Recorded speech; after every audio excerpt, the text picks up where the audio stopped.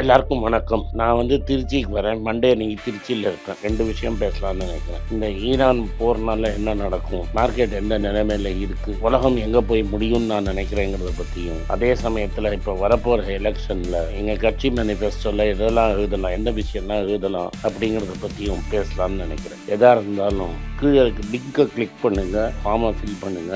எங்க டீம் உங்களை கான்டாக்ட் பண்ணுவாங்க. நன்றி, வணக்கம். வணக்கம் நேர்களே. பெட்ரோல் டீசல் விலை அதிகரிச்சிருமோ அப்படிங்கிற ஒரு பயம் இருந்துகிட்டே இருக்கு. ஒரு லிட்டர் பெட்ரோலோட விலை இன்னைக்கு விக்கிற விலைய விட ரூ. 40 இப்போதைக்கு ஜாஸ்தியா இருக்கும் அப்படிங்கிறது தான் கணிப்புகள் சொல்லக்கூடிய ஒரு முக்கியமான விஷயமா இருக்கு. அப்படி இருக்கும்போது அரசாங்கம் அதை எப்படி சமாளிப்பாங்க? நம்ம பாக்கெட்ல இருந்து அதை எடுப்பாங்களா? என்ன நடக்க போகுது? ஆனந்த் சார்ட்ட இருந்து கேட்டு தெரிஞ்சுக்கலாம் வாங்க. வணக்கம் சார். வணக்கம். நீங்க சொன்ன அந்த பெட்ரோலுங்கிறது 146ங்கிறது மைண்ட்ல ஓடிக்கிட்டே இருக்கு. அப்படியே எக்ஸைஸ் டியூட்டி அவங்க கட் பண்ணிட்டாங்கன்னா கூட என் பாக்கெட்டுக்கு எதுவும் வராது 1. இதுல ஒரு ரூ. 40 ரூ. 46 துண்டு விழுது இல்லைங்க சார். துண்டு விழுந்தா நெக்ஸ்ட் இயர் பட்ஜெட்ல என்னென்னலாம் பண்றதுக்கு வாய்ப்பு இருக்கு? இத எங்க கரெக்ட் எனக்கு பண்ணுவாங்க? தெரியாதுப்பா. இதுதான் முதல் வாட்டி 11 வருஷத்துல ம். ஒரு கிரைசிஸை பார்க்குறாரு. வாஜ்பாய்க்கும் இது மாதிரி கிரைசிஸ் வந்தது, மன்மோகன் சிங்க்கும் வந்தது. ம். அவங்க என்ன பண்ணாங்கன்னா, ஆயில் பாண்டுன்னு ஒன்று வாங்கி ம். இந்த கிரைசிஸை ஃபேஸ் பண்ணாங்க. அது என்னதுங்க சார்? இப்போ மார்க்கெட்டில் கடன் வாங்குவாங்க. சரிங்க. ஸோ இது என்னது, இப்போ ஏழையால் ஜாஸ்தி கட்ட முடியாது. ஸோ கவர்மெண்ட் கடன் வாங்கி இந்த ஆயில் கம்பெனி கொடுக்கும். ம். அந்த காம்பன்சேஷனை வாங்கி இந்த ஆயில் கம்பெனி விலையை ஏற்றாமல் இருக்கும். இல்லைங்க சார் புரியல. இப்போ ஆயில் கம்பெனிஸ் இப்போ எனக்கு ஒன்று இப்போ ₹40 லாஸ் ஆகுது இல்லை, ஆமாங்க. ஆனால் என்னால் டேக்ஸ் குறைக்க முடியல. ம். ஒரு லிட்டருக்கு ₹40 போட்டு ம். 2 வருஷத்துக்கு 1 வருஷத்துக்கு எவ்வளோ கலெக்ட் ஆகும்னு பார்த்து ம். மார்க்கெட்டில் பாண்டா போட்டு வாங்கிடுவாங்க. ம். அந்த பாண்டை இன்ட்ரெஸ்ட்டும் பாண்டும் கவர்மெண்ட் கட்டும், உனக்கு கொடுத்துருவாங்க. அது உனக்கு காம்பன்சேஷனு. நீ விலை ஏற்றாமல் இருப்ப. ஓகே. இத கவர்மெண்ட் ஏத்துக்கும். ஆமாம். இது மாதிரி வாஜ்பாயும் பண்ணார், ம். மன்மோகன் சிங்கும் பண்ணார். வாஜ்பாய் வாங்கின கடனை இவர் முடித்தார். மன்மோகன் சிங். மன்மோகன் சிங் வாங்கின கடனை சில்லறை முடித்தார். ஏன்னா 10 வருஷம் இருந்தார். மீதி இவர்கிட்ட கொடுத்தாங்க. இவர் போன வருஷத்தோடு முடித்தார். வாங்கின கடன் 3,23,000 கோடி. ம். வட்டியும் சேர்த்து 56,000 கோடி வட்டி. ம். சில வட்டியை அவர் கட்டிட்டார் மன்மோகன் சிங். ம். ஒரு 40,000 வட்டி இவன் கட்டினானே வச்சுக்கோ, 3,60,000, 3,60,000 கோடி. ம். பிஜேபி என்ன சொல்கிறாங்க, இந்த வட்டி இதனால தான் நாங்கள் பெட்ரோலை ஜாஸ்தி வச்சோன்னு. ம். நீங்கள் பெட்ரோலில் போட்ட டேக்ஸு, செஸ்ஸு, இந்த ஆயில் கம்பெனியில் வாங்கின டிவிடெண்ட்டு, ம்.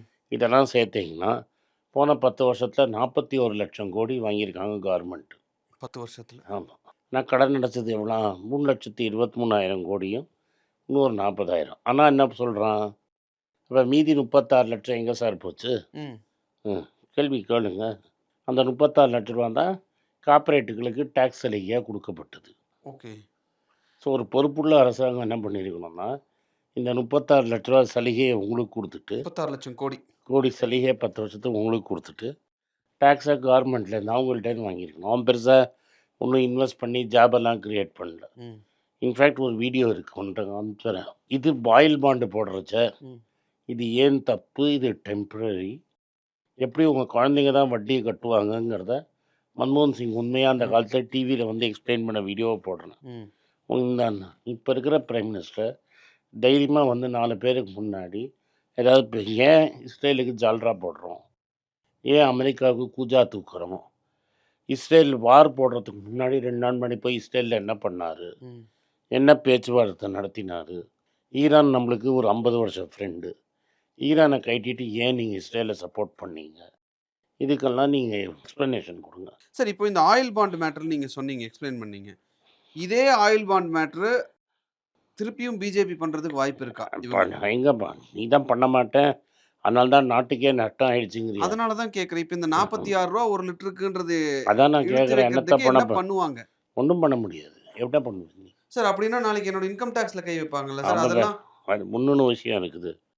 இது மாதிரிலாம் ப்ராப்ளம் வரத்துக்காக நேஷ்னல் ரிசர்வ்ஸ்னு ஒன்று க்ரியேட் பண்ணி ஆர்பிஐயில் பதுக்கி வச்சுருந்தார் சர்தாஜி. ம். ஒரு 4-5 லட்சம் கோடியை சர்தாஜி பதுக்கி வச்சுருந்தார். நம்ம ஒன்றை வந்தோடனே ஐயா காசு அப்படின்னு பார்த்துட்டு டிவிடெண்ட் கொடுங்கன்னு வாங்கினது ஒரு டிவிடெண்ட் அதுக்குள்ளே என்ன பண்ணார், ஃபஸ்ட் இயர் டேக்ஸ் கட் பண்ணும்போது இந்த ரேட்டெல்லாம் ஏற்றலை. ம். இப்போ இந்த கச்சா எண்ணெயெல்லாம் ஏற்றலை. ஒரு கமிட்டியை போட்டு அந்த கமிட்டியில் இவர் சொல்கிற ஆளெல்லாம் உள்ளே போட்டு பிமல் ஜலானை வச்சு ம். நீ கொடுக்கலாம் டிவிடெண்ட்டுன்னு போட்டு ஒரு 6,00,000 கோடி ஏதோ ஒரு 3-4 லட்சம் கோடி அந்த வருஷம் டிவிடெண்ட்டாக வாங்கிட்டார். இது அழகாக பல எக்கனாமிக்ஸ் சொல்லிட்டாங்க. எந்த டெவலப் எக்கானமிலையும் சென்ட்ரல் பேங்க் கொடுக்குற டிவிடெண்ட் பெரிய இன்கமாக இருக்காது. ம். ஆனால் போன ஒரு 7-8 வருஷமாக பார்த்தீங்கன்னா ஆர்பிஐ டிவிடெண்ட் மட்டும் ஹெவி போனஸ் இருக்கும். இதில் வந்து மேனுஃபேக்சர்ட் ப்ராஃபிட். ம். இவங்க என்ன பண்ணுவாங்கன்னா என்றைக்கோ வாஜ்பாய் காலத்துலேயும் மன்மோகன் சிங் காலத்தில் வாங்கின டாலரை இன்றைக்கி நாங்கள் விற்றோம். ம். எஃப்ஐ வெள்ளை எடுத்துன்னு போகிறதுக்காக விற்றோம். நாங்கள் 56 ரூபாய்க்கு வாங்கினோம், ம். 83 ரூபாய்க்கு விற்றோம். இங்கே ரூபா போயிட்டுருக்கு, மானம் போகுது, நாடு மானம். அதில் 40 ரூபா ப்ராஃபிட் டிக்ளேர் பண்ணி அந்த நோட்டை அடித்து கவர்மெண்ட்டுக்கு கொடுக்குறாங்க. அதெல்லாம் விலைவாசி ஏற்றுறது. இதை பல பேர் சொல்லியிருக்கிறாங்க. ம். அந்த எமர்ஜென்சி ஃபண்ட் இருந்திருந்தால் இன்றைக்கி உங்களுக்கு யூஸ்ஃபுல்லாக இருந்திருக்கும். அந்த எமர்ஜென்சி ஃபண்டை தின்னு ரொம்ப நாள் ஆயிடுச்சு. இனிமேல் என்ன ஃபண்டாலும் நோட் அடிக்கிற ஃபண்டு தான். சரி, இப்போ இந்த டிவிடெண்ட் ஆர்பிஐட்டிருந்து வாங்கும்போது ஃபர்ஸ்ட் டைம் அது கொடுங்கன்னு கேட்டு வாங்கும்போது ஒரு பெரிய எதிர்ப்பு. ராஜன் எதிர்த்தார். ஆமாம். அதுக்கப்புறம் தான் ராஜனையே தூக்கிட்டு உர்ஜித் பட்டேல் போட்டோம். உர்ஜித் பட்டேல் எதிர்த்தோன்னா ஒரு கமிட்டி போட்டு பண்ணோம். உர்ஜித் பட்டேலும் ஓடி போயிட்டான், விரல் ஆச்சாரியும் ஓடி போயிட்டான். ம். அவங்க தான் எக்கனாமிஸ்ட். இவனா எதிர்த்து ஓடி போயிட்டான். ம். அதுக்கப்புறம் வந்தவன்லாம் என்ன ஹிஸ்ட்ரி ப்ரொஃபஸரும் கம்ப்யூட்டர் இன்ஜினியரும் தானே வந்திருக்கிறான். ஓகே சார், இப்போ வந்து இதனால தான் நான் திரும்பி திரும்பி உங்களுக்கு சொல்கிறது, ஹிஸ்ட்ரி ப்ரொஃபஸரும் கம்ப்யூட்டர் இன்ஜினியரும் ஆர்பிஐ நடத்த முடியாது. சார் இப்போ எக்கனாமிக்ஸ் என்னால் நடத்த நிறைய பேர் கேட்பேன், நீ எக்கனாமிஸ்டாக நீ நடத்துவேன்னு. நான் எக்கனாமிஸ்ட் இல்லை, என்னெல்லாம் படிப்பு நாலேஜ், நான் நடத்த முடியாது. ராஜன் மாதிரி ஆள், அது மாதிரி பல பேர் இருக்காங்க, அவங்கள கூப்பிட்டு தான் நடத்த சொல்லணும். ஓகே சார், இப்போ இந்த எக்கனாமிக் ஸ்டெபிலைசேஷன் ஃபண்ட் அப்படின்னு சொல்லி இந்த மாதிரி குளோபல் ரிஸ்க்லாம் டேக்கிள் சரி, பண்ணுறதுக்கு எங்கே ஒரு இருக்குது ஃபண்டு? 57,000 கோடி எங்கேருந்து? அந்த ஃபண்டு அதை எங்கேருந்து எடுப்பாங்க சார்? அதான் எங்கேருந்து எடுப்பாங்க? நான் திரும்பி பாண்டு தான் போடுவாங்க. ஆல்ரெடியே பைசா இல்லாமல் பாண்டு தானே போட்டுன்னு இருக்க, இதுவும் பாண்டு போட்டு தான் எடுப்பேன். நீங்கள் சொல்கிற அதே ஆயில் பாண்டு தானே? இல்லை ஆயில் போடல, எக்கனாமிக் ஸ்டெபிலைஸ். நாங்கள் ஆயில் பாண்ட் போடலை, ஆ. நாங்கள் எக்கனாமிக் ஸ்டெபிலைசேஷன் ஃபண்டு ஒன்று பாண்டு போட்டோம். ம். அதுக்கெல்லாம் என்ன இன்ட்ரெஸ்ட் கொடுப்பாங்க சார்? 8லேருந்து 10%. ஏன்னா 7% கவர்மெண்ட்டே வாங்குறாங்க. அந்த மேபி அதே ரேட்டு போடுவாங்க. இன்றைக்கி கவர்மெண்ட் என்ன ரேட்டோ அதே ரேட் போடுவோம். ஓகே. பட் நீங்கள் ரொம்ப கம்மியாக போட்டால் பாண்டு வாங்க ஆள் வர ஆ. மாட்டான். திரும்பி ரிசர்வ் பேங்க்கே நோட் அடித்து தான் கொடுக்கும். ஓகே. இதெல்லாம் விலைவாசியே ஏற்றும். அதாவது சுப்பிரமணியம் சுவாமி என்ன சொல்லியிருக்கிறாருன்னா, ரீசெண்டாக ஒரு இன்டர்வியூவில் நம்ம என்ன பாலிசி, நம்ம அமெரிக்காவோட காலனி ஆகிட்டோங்கிறாரு. ம். இதான் உண்மை. இந்த ட்ரேட் டீலை பற்றி இப்போ பேச சொல்லுங்களேன். எந்த ட்ரேட் டீல்? அதான் EU சொல்கிறீங்களா இல்லை அதான் யூஎஸ் சொல்கிறீங்களா சார்? யூஎஸ் தான் சொல்கிறேன். நாங்கள் நிறைய ட்ரேட் டீல் வச்சுருக்கோம். நீங்கள் எதுன்னு கேட்டிங்கன்னா நாங்கள் அதை பற்றி சொல்லுவோம். ஆமாம். என்ன சார் ஆமாங்கிறீங்க? எது சார்? அது முடிஞ்சிருச்சு சார். யூஎஸ் ட்ரேட் டீலே சைன் ஆகாமே முடிஞ்சிருச்சு. அது ட்ரம்ப் வந்து வாருக்கு போயிருக்காரு, போர் முடிஞ்சு வந்தோன்னையும் பேசுவோம். ம். Okay sir, fine. ஸோ நான் ஒரு வீடியோ அனுப்பிச்சேன், நீ பார்த்தல, இந்திரா காந்தி தைரியமாக நிக்சனை பற்றி பேசுனது. நம்ம தான் 56 செஸ்ட் இருக்கேன், நம்மளும் பேசலாம்ல அந்த மாதிரி. Right sir. இதனால எனக்கு தெரிஞ்சுக்க வேண்டியது, சாமானிய மக்கள் தரப்புலன்னு தெரிஞ்சுக்க வேண்டியது, பெட்ரோல் டீசல் ப்ரைஸை ஏற்றிடுவாங்களோன்னு ஒரு பயம். நீங்கள் இல்லை, சொல்ல டேக்ஸை குறைக்கலாம்ல. டேக்ஸை குறைச்சாலும் நீ தான் கட்ட போகிற. அதுதான் சார், டாக்ஸை குறைச்சா இப்படி ஆகிடும்ல. ஆமாம், தலை சுற்றி மூக்கு தொடுற இப்படி மாதிரி. இப்படி பிடுங்க போகிறாரா, இப்படி பிடுங்க போகிறாரான்னு தான் நீ அதுதான் பாருங்க. சொல்கிறேன்.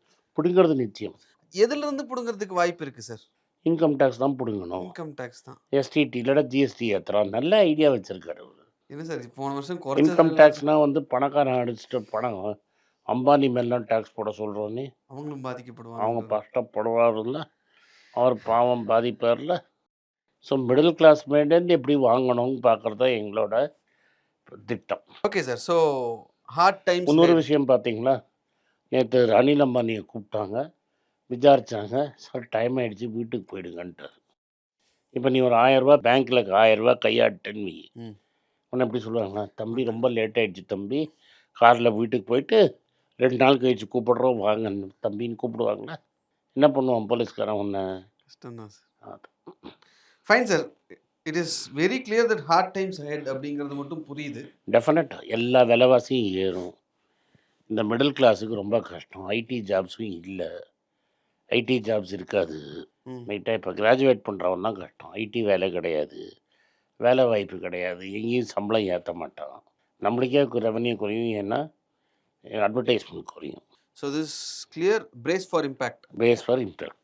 Okay sir. Thank you sir. So இந்த க்ரூட் ஆயில் விஷயத்துல என்னென்ன இருக்கு அப்படிங்கிறது ரொம்ப தெளிவா சொன்னீங்க. ரொம்ப நன்றி சார். நன்றி. வணக்கம்.